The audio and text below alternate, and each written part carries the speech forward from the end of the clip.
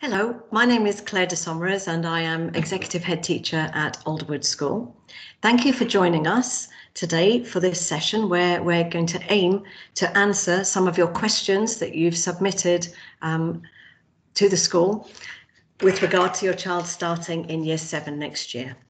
And the first question we've had submitted is, we know GCSEs did not take place last academic year in their normal fashion, so we're unaware of how Progress 8 would have fared.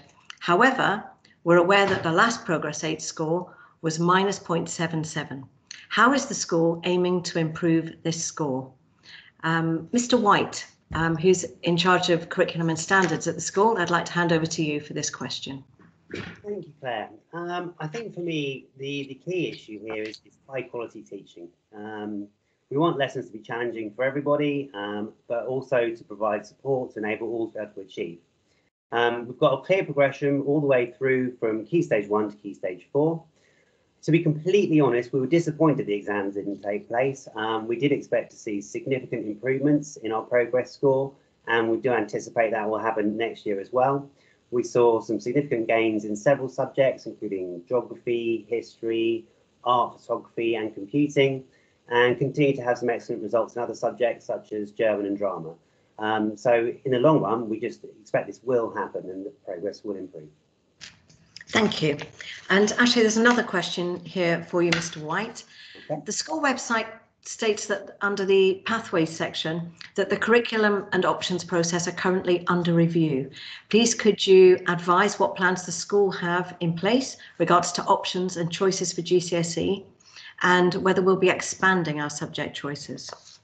Okay, so a very good question. So all pupils now study all subjects up to the end of Year 9.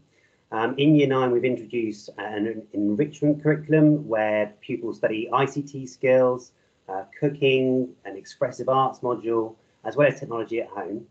And then the options take place ready for Year 10. All pupils study 4 options. We will follow the guidelines as closely as possible so that pupils follow the EBAC, which means that they have to study either history or geography along with MFL, and we would hope the majority of our pupils would do that. For modern foreign languages, that's French or German.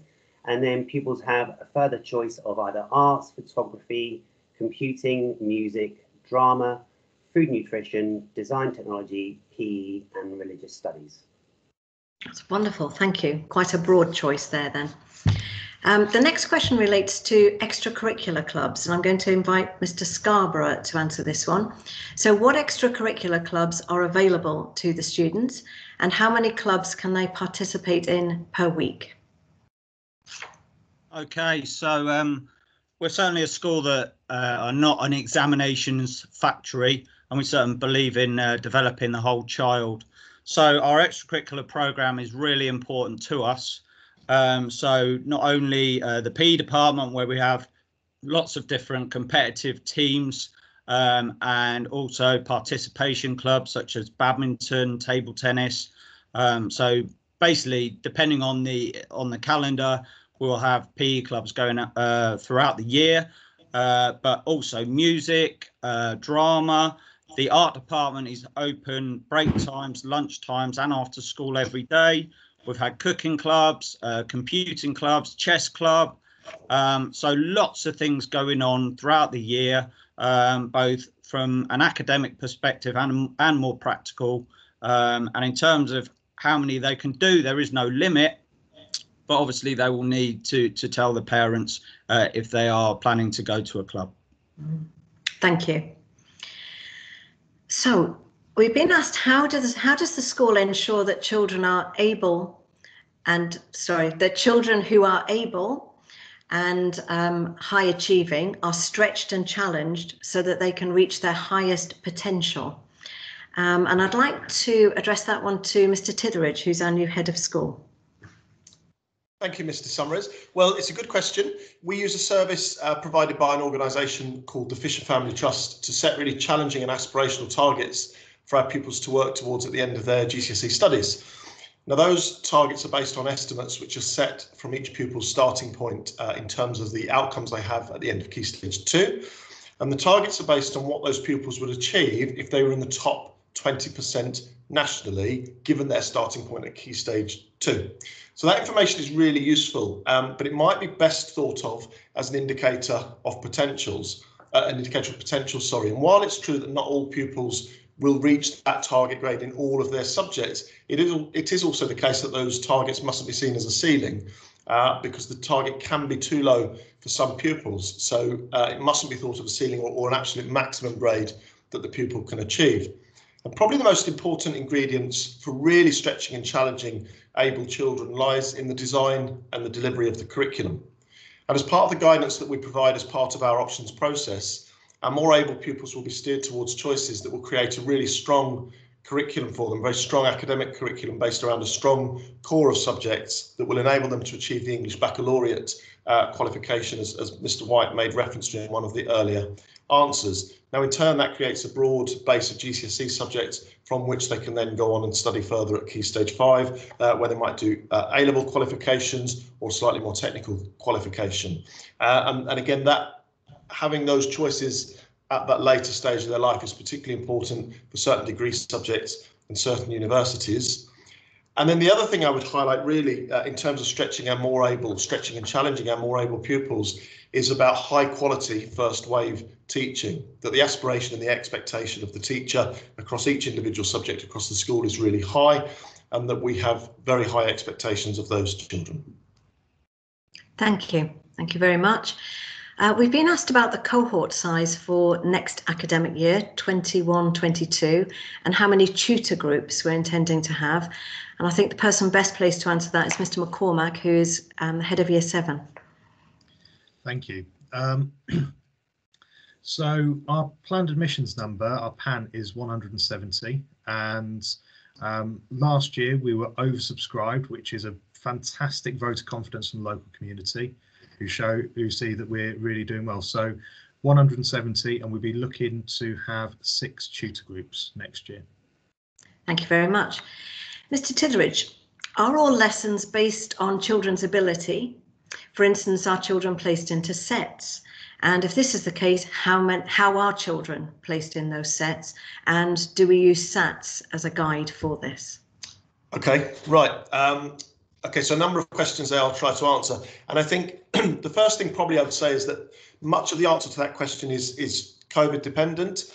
But certainly previously we have set by ability in maths, so we have used attainment information to set in maths, where we think it's particularly important that children are challenged at the right particular level. We tend to have mixed ability in other areas, but the one thing I would say there is we have used colleagues with primary experience or colleagues with a particular specialism to staff and to teach particular groups of children as and where we think that's most appropriate for those particular children. We will definitely use the SATs, any SATs results that we get. And again, I think we all hope that children are able to do exams at the end of this academic year. We will use the SATs results as a guide, but we will look at that alongside the teacher assessment information that we get from our feeder schools, and of course the assessment information that we glean from the children within their first sort of half term and term at Alderwood. Thank you. Mr. Scarborough, a question here about motivation and rewards. So how are children motivated? Are house points still utilised as they are in the junior school? And is there a benchmark of when a house point should be awarded? Okay, so the school motto really is where I want to start with this. So be the best you can be.